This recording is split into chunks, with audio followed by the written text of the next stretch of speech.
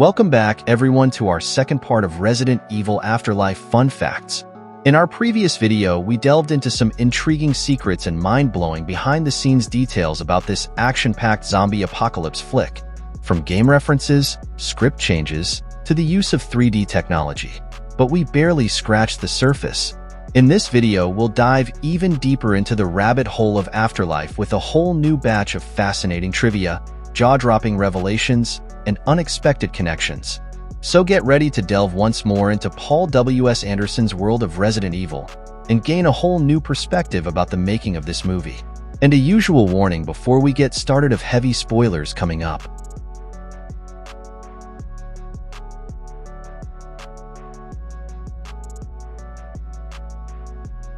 The scene where Alice lands at the Alaskan airfield with a fleet of planes was enhanced with the use of visual effects. In reality, there were only 7 planes on the set. To create the illusion of a larger fleet, the filmmakers employed digital effects to add additional planes to the scene, making it appear as though there were many more aircrafts present. This technique allowed them to create a more impressive and immersive scene without the need for extensive logistical arrangements or additional resources. Paul W.S. Anderson, the writer and director of Resident Evil Afterlife, initially envisioned a more hopeful ending for the film, with Alice's successful transmission on the Arcadia's radio, followed by a scene where the newly freed survivors gathered on the ship's platform, suggesting a sense of hope and community amidst the chaos. However, the producers preferred a cliffhanger to maintain suspense and set the stage for future installments. As a result, Anderson incorporated a massive attack sequence at the end, leaving the fate of the survivors uncertain and ensuring that the film would conclude on a dramatic and unresolved note. This decision ultimately aligned with the producers' desire to keep the franchise moving forward with ongoing threats and unresolved conflicts. The shower scene in the film was significantly toned down from the original script. In the initial version, Alice intended to take a shower, but she'd be observed by an unseen entity before being attacked by monsters. This concept of a vulnerable protagonist being watched while showering has a precedent in the very first script written for the first Resident Evil movie adaptation in 1997. That script, which was penned by Alan B. McElroy, featured a similar scene with Jill Valentine being stalked while showering. While the Afterlife film ultimately opted for a less explicit approach, the idea of a vulnerable protagonist being watched while showering has been a recurring theme in the Resident Evil franchise, albeit in varying degrees. The filmmakers utilized a clever visual effects technique to create the illusion of the Arcadia ship being at sea. In reality, the ship remained docked at a Toronto shipyard throughout the filming. To achieve the desired on-water effect, the production team meticulously removed the surrounding docks and other elements of the cityscape from the footage using digital technology. This technique allowed them to create a more impressive and immersive scene without the need for extensive logistical arrangements or additional resources. The portrayal of Albert Wesker draws heavily from his characterization in the video games Resident Evil Code Veronica and Resident Evil 5.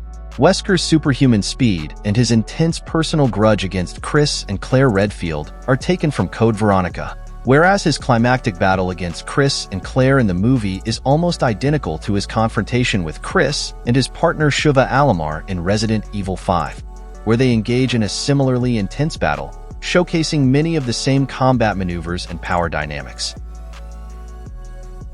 The scene where Claire Redfield is pursued by the powerful Axeman, who slashes at her and destroys the surrounding environment, is also a direct visual reference to the video game Resident Evil Code Veronica. In that game, Claire faces a terrifying encounter with a mutated Steve, who similarly uses an axe to attack her while she desperately tries to evade his deadly blows. This deliberate homage to the game provides a thrilling and familiar experience for fans of the franchise. The filming of Resident Evil Afterlife was a relatively fast-paced production, with principal photography completed within 55 days. This tight shooting schedule required efficient planning and execution from the entire film crew to ensure all the necessary scenes were captured within the allotted timeframe. This movie stands out as the only film in the Resident Evil movie series to not have an accompanying novelization. Typically, the films have been adapted into novels, offering fans a different way to experience the story and explore the world of the franchise. The lack of a novelization for Afterlife is an interesting point of difference for this particular installment. This movie is significant as it marks the first time both Chris Redfield and Jill Valentine, two iconic characters from the video game series, appear in the same film. However, despite their shared presence, they do not interact or share any scenes together. This is a notable departure from the games where they have a strong working relationship and have collaborated in titles like Resident Evil, Resident Evil 5, and Resident Evil Revelations. This omission of a significant character interaction from the games is a point of contention for a lot of fans who were anticipating a more faithful adaptation of their dynamic. Johnny Messner initially auditioned for the role of Chris Redfield before the part was given to Wentworth Miller, who had never played the Resident Evil games before. Miller prepared for the role by researching images of the character online. He was surprised by Chris's muscular physique, and with only 3 weeks to prepare, realized it was impossible to achieve that level of muscle mass. Instead, he focused on cardio to improve his endurance. Miller saw Chris as a heroic but somewhat innocent character in the games, while his film portrayal depicted a more hardened and jaded version who had been battling the apocalypse for much longer.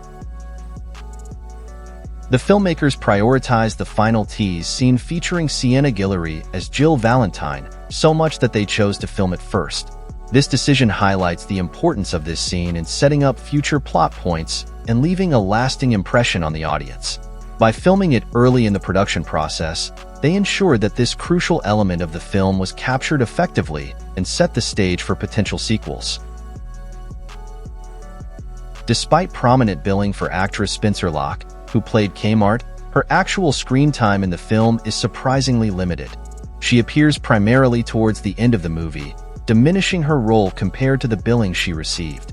Furthermore, the character of Kmart does not utter a single line of dialogue throughout the film, with the exception of archive footage from Resident Evil Extinction. And that's all the Resident Evil Afterlife fun facts we have for you today. We hope you enjoyed learning a little bit more about this movie. If you did, please give this video a thumbs up, leave a comment below with your thoughts on the movie and its fun facts, and share this video with your friends. And if you want to learn more about the other Resident Evil movies, be sure to check out our videos on Resident Evil, Resident Evil Apocalypse, and Resident Evil Extinction, as well as the rest of our videos about other movies. Until next time, thanks for watching, stay sharp, and we'll see you in our next video.